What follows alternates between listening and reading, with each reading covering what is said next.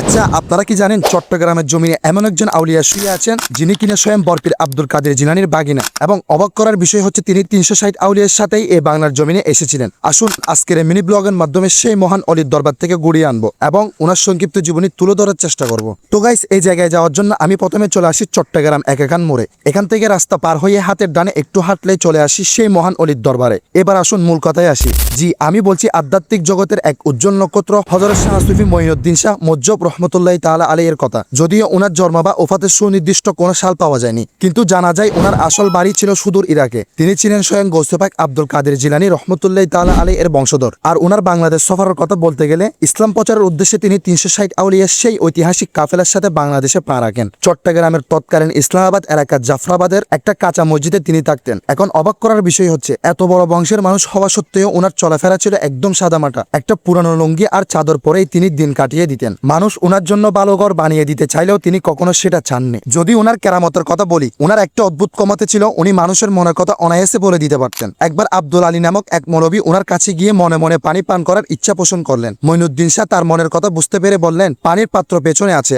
আপনি পানি পান করতে পারেন। তিনি গভীর রাতে একাই পাহাড়ে পাহাড়ে ঘুরে বেড়াতেন আর আল্লাহর জিকিরে মগ্ন থাকতেন। আর গাইস, সবচেয়ে মজার ব্যাপার হলো উনার এত কেরামত থাকার পরও কেউ যদি উনাকে পীর ডাকতো তিনি উল্টো রাগ করতেন। উনি সবসময় খুব সাধারণ হয়ে থাকতে পছন্দ করতেন। তো গাইস, এই হলো সেই মহান অলির সংক্ষিপ্ত জীবনী। আর এত বড় একজন মহান অলির দরবার আসতে পেরে আমি নিজেকে অনেক ধন্য মনে করছি। আর আপনাদেরও আসার দাওয়াত রইল, চাইলে লোকেশন অনুযায়ী ঘুরে আসতে পারেন। তো গাইস, এই হলো আজকের ভিডিও। ব্লগটি কেমন লেগেছে অবশ্যই কমেন্টে জানাবেন। ভালো লাগলে আমার চ্যানেলটি সাবস্ক্রাইব করবেন, ফেসবুক থেকে দেখলে পেজটি ফলো করবেন। সবাইকে ধন্যবাদ। পরের ভিডিওর জন্য অপেক্ষা করুন। আসসালামু আলাইকুম।